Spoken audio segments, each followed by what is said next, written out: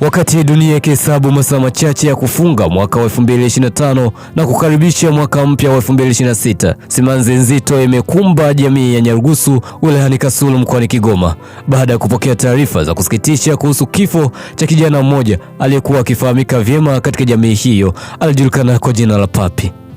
Mnamo tarehe 30 Disemba 2025 kuanzia majira saa 1 ya usiku hadi saa 3 usiku, taarifa zilianza kusambaa zikieleza kifo cha kijana aliyewahi kuwa mwanafunzi mwenzangu katika shule ya msingi na baadaye darasa moja katika shule ya sekondari.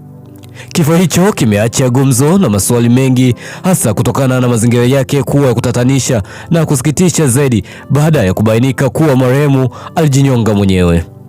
Tukio hilo liliacha wengi wakiwa na mshangao, majonzi na huzuni isiyoelezeka.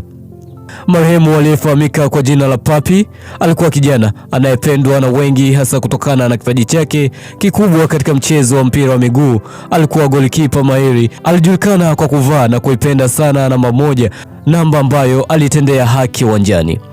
Ndoto zake, vipaji vyake na tabasamu lake sasa vimekatizwa ghafla na kuacha pengo kubwa katika mioyo ya familia, marafiki, wachezaji wenzake pamoja na jamii nzima Nyarugusu. Kifo cha Papi kimeacha maswali mazito kwa jamii.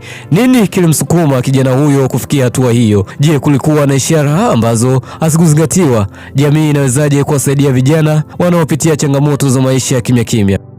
Ni tukio linalotukumbusha umuhimu wa kuijali afya ya akili, kusikilizana na kutoa msaada kwa wale wanaopitia magumu ya maisha, hata pale wanapoonekana kuwa imara kwa nje. Pumzika kwa amani Papi. Jamii ya Nyarugusu itaendelea kukukumbuka, hasa kupitia ndoto zako za soka na nafasi yako ya ugolikipa namba 1. Mwenyezi Mungu ametoa na Mwenyezi Mungu ametoa, jina la Bwana libarikiwe. Tutaendelea kukumbuka Papi. Mimi naitwa Mr. Baro, the king of all black men, _ the old world one, that's my name.